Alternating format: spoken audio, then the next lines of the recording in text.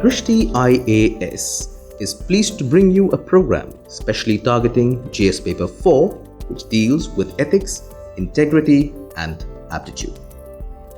In this episode of the program, Ethics, Definitions and Concepts, we will discuss definitions of emotional intelligence and the concepts related to it.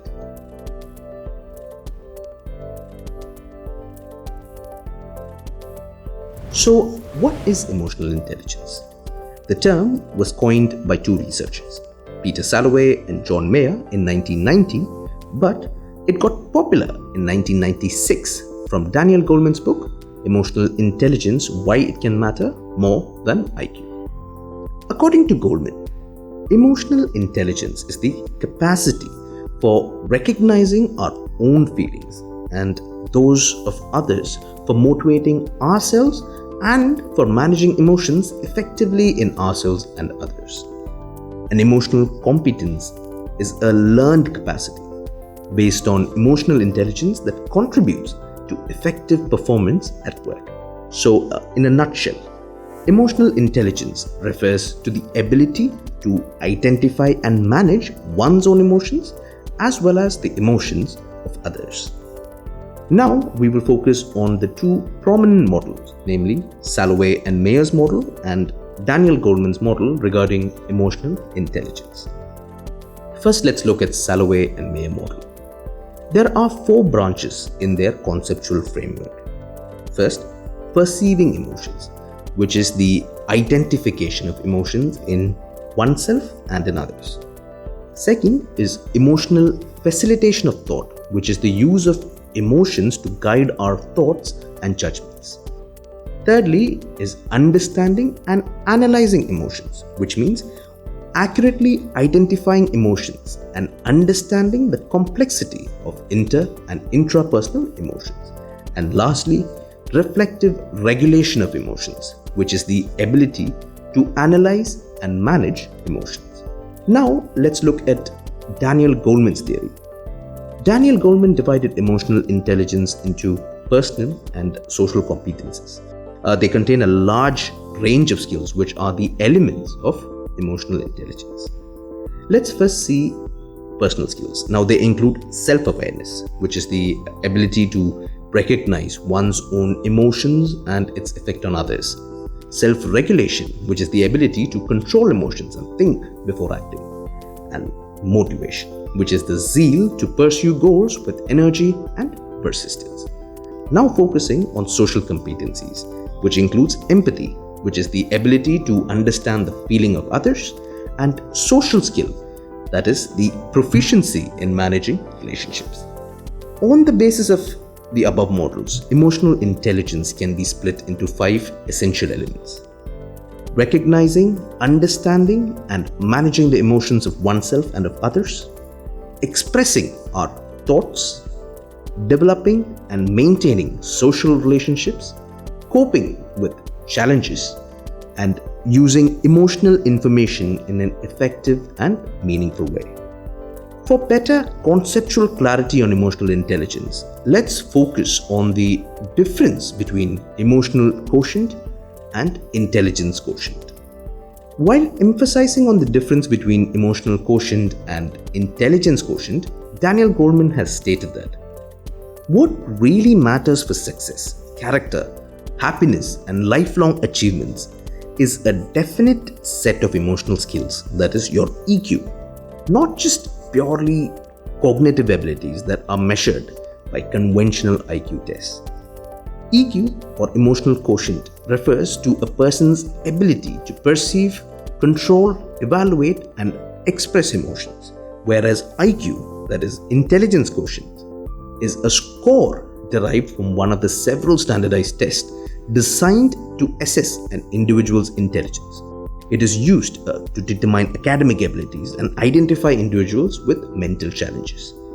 EQ is centered on abilities such as identifying emotions, evaluating how others feel, controlling one's own emotions, perceiving how others feel, using emotions to facilitate social communication and relating to others. Whereas IQ represents abilities such as visual and spatial processing, knowledge of the world, working memory, short-term memory, and quantitative reasoning. These days, the relevance of emotional intelligence in civil services has increased manifold. Civil servants today face numerous challenges due to widespread application of IT and digital platforms, increasing regional economic and digital divide, demand for improved governance, politicization of issues, political pressure, and rampant corruption in governance, decentralization of governance at grassroots levels, thereby increasing responsibilities, and of course, issues of globalization, migration, terrorism, cybercrimes, information technology, and many more such issues.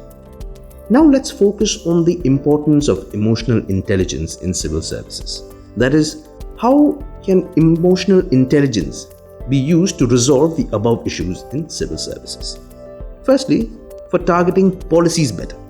Bureaucrats need to know emotions, moods, and drives of persons at whom the public policy is targeted. For motivating subordinates, emotional intelligence helps a person in comprehending the emotions of others. Thus, an emotionally intelligent civil servant can motivate his or her subordinates towards a particular goal. Stress management. Emotional intelligence enables one to manage emotions in anxiety-provoking situations and thus helps one in maintaining one's physical and mental well-being. Accepting new challenges. An emotionally intelligent person is more likely to try new things, take risks, and face new challenges without fear. This will help in finding innovative solutions to different problems.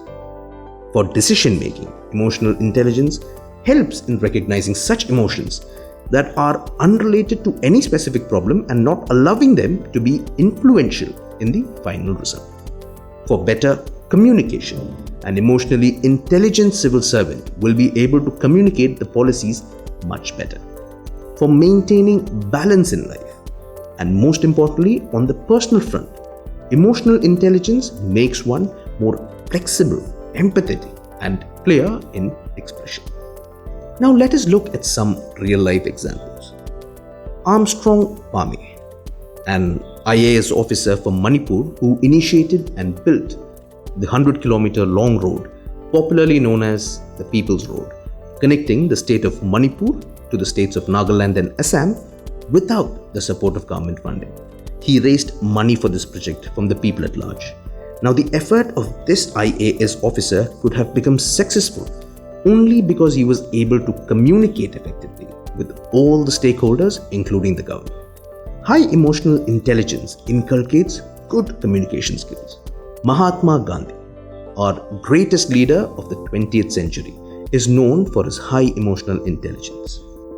Gandhi's use of empathy, which is a key trait used in emotional intelligence, was a major proponent for his success in gaining the admiration of the people of India. The people followed him because he was fighting their fight. He was one of them, and he lived in such a manner that reflected their lives. Now, let's focus on some of the previous year's questions that has been asked. What is emotional intelligence and how can it be developed in people? How does it help an individual in making ethical decisions? How will you apply emotional intelligence in administrative practices? And emotional intelligence is the ability to make your emotions work for you instead of against you. Do you agree with this view? Discuss. Dear viewers, that is all for this episode. We will meet you with a new concept in the next episode. Stay tuned, stay safe. To watch our videos in Hindi, subscribe to our Hindi YouTube channel, Drishti IAS.